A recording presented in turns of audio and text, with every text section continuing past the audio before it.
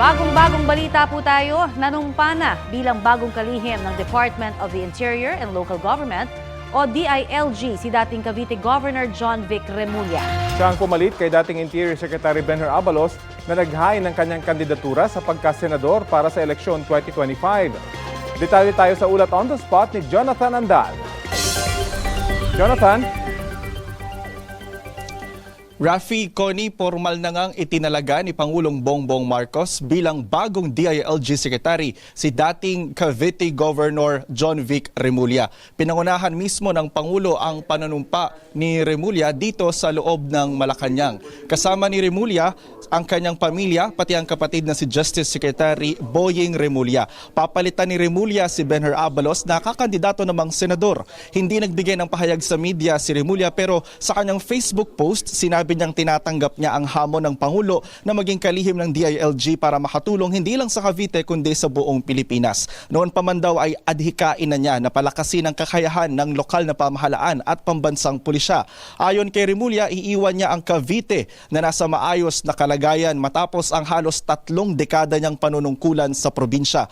Sa iba pang balita dito sa Malacanang, pinirmahan na kanina ng Pangulo bilang batas ang Self-Reliant Defense Posture Revitalization Act o RA number 12024, isa sa mga priority legislation ng administrasyon.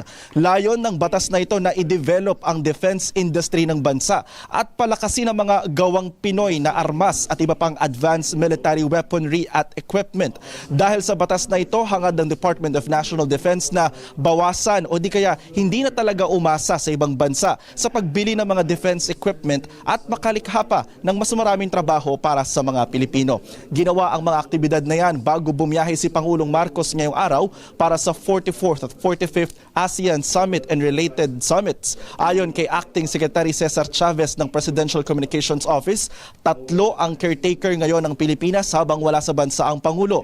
Yan ay sina Executive Secretary Lucas Bersamin, Justice Secretary Boying Remulla at Agrarian Reform Secretary Conrado Estrella. Ito ang unang beses na hindi itinalaga si Vice President Sara Duterte bilang caretaker ng bansa habang wala ang Pangulo. Nitong Mayo, huling naging caretaker ng bansa si VP Sara noong pumuntang Brunei at Singapore ang Pangulo. Rafi, Connie, ngayong tanghali inaasahang lilipad papuntang Laos si Pangulong Bongbong Marcos at inaasahan siyang magtatagal doon hanggang sa Biyernes. Sumunang latest mula rito sa Malacanang. Balik sa inyo, Rafi, Connie. Maraming salamat, Jonathan Andal. Mamaya po makakapanayam natin si DILG Secretary John Vic Remulla, kaya tutok lang po. Kapuso, para sa mga maiinit na balita, mag-subscribe sa GMA Integrated News sa YouTube. Sa mga kapuso naman abroad, subaybayan nyo kami sa GMA Pinoy TV at sa www.gmanews.tv.